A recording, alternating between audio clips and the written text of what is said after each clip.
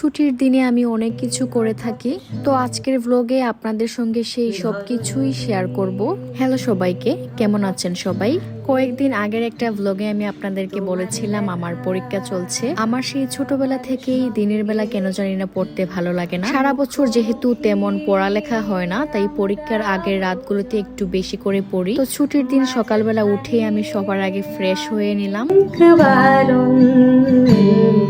ধরো যদি আজকেও অনেক কিউট একটা টি শার্ট পরে আছি। টি শার্টের পেজ লিঙ্কটা আমি আমার ভিডিওর ক্যাপশনে ট্যাগ করে দিব।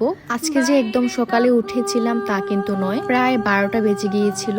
এদিকে খাবার টেবিলে আমার জন্য গরম গরম ভাত রেডি, সাথে ছিল সয়াবিন তরকারি। আমার মার রান্নার চ্যানেলে নিরামিষ পর্ব চলছে, তাই বাসায় সয়াবিন সবজি ভর্তা ভাজি রান্না হচ্ছে। ভাত খেয়ে আবার শুয়ে পড়েছি। কেমন জানি একটা আলসেমি কাজ করছিল, দিলাম একটা ছোট্ট ঘুম। উঠে অনেকক্ষণ ফোন ঘাটাঘাটি করলাম। তবু একবার বলবো।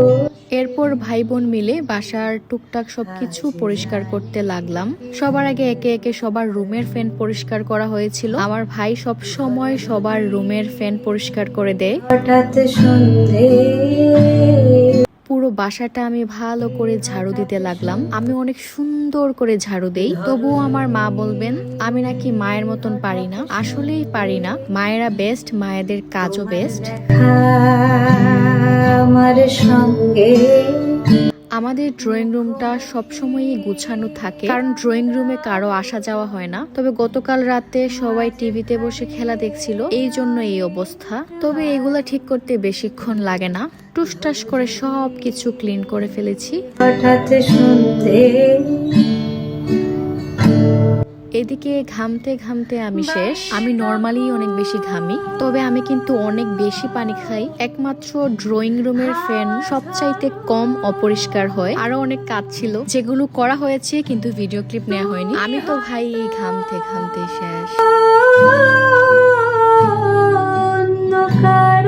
আমাদের বাসার সব কাজ আমরাই সবসময় মিলেমিশে করে থাকি। এবার একটু রেস্ট নিচ্ছিলাম। ছুটির দিনে যে খালি ঘর সাজাই তা কিন্তু না, আমরা নিজেদেরকেও সাজাই। এই যে এদিকে চুল কাটা নখ কাটা সবকিছুই হচ্ছে। এরপর আর রাত অব্দি কোনো ভিডিও ক্লিপ নেওয়া হয়নি। রাতের বেলা আমরা ভাই বোন বের হয়েছিলাম। বের হওয়ার একটা বড় কারণ আছে। আমার মায়ের মনে অনেক কষ্ট লেগেছে। মা কলা দিয়ে পানি ভাত খাবেন, কিন্তু বাসায় কলা নাই। গত 2 দিন ধরে আনার কথা, কিন্তু কারোরই মনে থাকছে না। তাই আমি একদম প্ল্যান করে বের হয়েছি।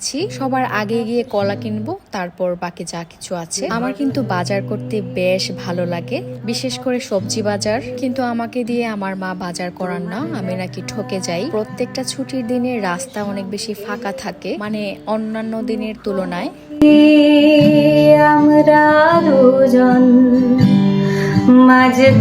জ্যাম ছাড়া রাস্তায় ঘুরতে অনেক ভালো লাগে। অবশ্য সিলেটের অনেক জায়গায় আছে যেখানে আমি রিকশায় ঘুরি, কোনো জ্যাম থাকে না, কোলাহল মুক্ত। এবার আমরা চলে গিয়েছিলাম বন্দর বাজার আমার মোবাইলের ক্যামেরা প্রোটেক্টর লাগানোর জন্য। এর সাথে ভাবছিলাম একটা ট্রাইপড কিনবো। নিজের মনের মতন একটা পেয়েও গেছি, তাই নিয়েও নিলাম। তুমি হয়তো আরো টুকিটাকি কেনাকাটা ছিল, সবকিছু শেষ করেছি। এবারে বের হয়ে দেখি রাস্তায় এক চানাচুর মামার কাছে হালকা পাতলা ভিড়। তো আমাদের কাছে একটা লজিক আছে, যেই চানাচুর মামার কাছে যত বেশি ভিড়, সেই চানাচুর মামার চানাচুর তত বেশি টেস্টি। তো ভাবলাম মামার চানাচুরটা মজার হবে, টুস করে 2 জন চলে গেলাম। প্রথমেই নিলাম 20 টাকার, ভাবলাম খেতে মজা হলে আরো নিব। হঠাৎ সন্ধে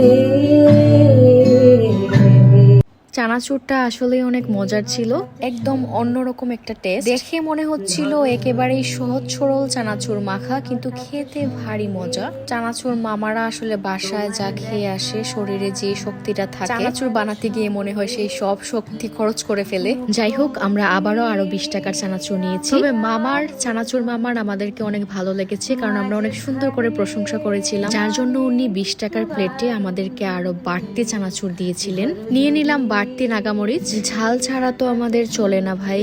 তারপর বাসায় ফিরলাম, এবারে দুইটা কেক আপনাদেরকে আনপ্যাক করে দেখাবো। আমার মায়ের জন্মদিনের জন্য দুইটা কেক আনিয়েছি। দেখতে যেমন সুন্দর হয়েছে, খেতে আরো অনেক বেশি টেস্টি ছিল কেকগুলো। এক আপুর থেকে নিয়েছি, উনি সিলেটের ভিতরে সবখানে হোম ডেলিভারি দিয়ে থাকেন। খাওয়ার পর বাসার সবাই অনেক বেশি প্রশংসা করেছেন। আমি কিন্তু আমার ভিডিওর ক্যাপশনে আপুর পেজটা ট্যাগ করে দিব। আমার কাছে আপুটাকে সবচেয়ে বেশি মিষ্টি লেগেছে। তারপর কেকগুলো তো অবশ্যই ভালো, খেতেও মজা। কলা পেয়ে তো মা মহা খুশি। বসে বসে মায়ের সাথে অনেকক্ষণ গল্প করলাম। বলেছিলাম না বাসায় নিরামিষ পর্ব চলছে, আজকে রাতে রান্না করা হবে পনিরের তরকারি। আরে বাবা, আজকেও নাকি আমি ঠকে গেছি। পচা কলা নাকি আমাকে ধরিয়ে দেয়া হয়েছে। আসলে আমি বাজার করে জিতেছি, এটা আমার মা আমাকে জীবনেও বলবেন না। তবে ভাই আফসোস নাই, আমি মায়ের জন্য আরো বাজার করব, আরো ঠকবো। এবারে জম্পেশ একটা রান্না বান্নার আয়োজন চলছিল। টুস করে খাবার দাবার রেডি। এই ফাঁকে আমি স্নান শেষ করেছি, নিজের টুকটাক কাজ শেষ করেছি, অনেক কাপড় চোপড় ধুয়ে দিয়েছি। রানীর মতো এবার খেতে বসবো মায়ের রান্না করা পনিরের তরকারি দিয়ে। মায়ের পেজের জন্য একটা রিল বানিয়ে দেই বলে আমার খাবারের প্লেটটা অনেক সাজিয়ে গুছিয়ে দেয়া হয়। জীবনে অনেকবার পনিরের তরকারি খেয়েছি, কিন্তু এটা ছিল আমার বেস্ট।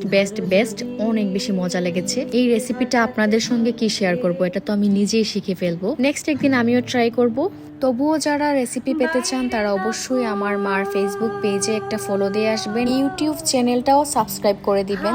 অনেক মজার খাবার খাচ্ছি। তুমি হয়তো চলছে, মা সব খাবার এত বেশি মজা করে রান্না করছেন যে আমি নিরামিষ খেয়েই পাগল। এবারে আপনাদেরকে টাটা জানিয়ে একটু আরাম করে খাই। এরপর রাতের বেলা দুইটা পার্সেল আনপ্যাক করতে বসেছি। দিনে দুইটা পার্সেল এসেছিল, আমার মনেই নাই। একটা ছিল জুয়েলারি বক্স। সব কিছুর পেজ আমি আমার ভিডিওর ক্যাপশনে ট্যাগ করে দিব। পেইড শুটের একটা জামাও ছিল বাসন্তী রঙের মধ্যে। এই রংটা আমার ভালো লাগে। তো এই অবধি ছিল আমার আজকের ভিডিও। সবাই অনেক বেশি ভালো থাকবেন। সবাইকে টাটা।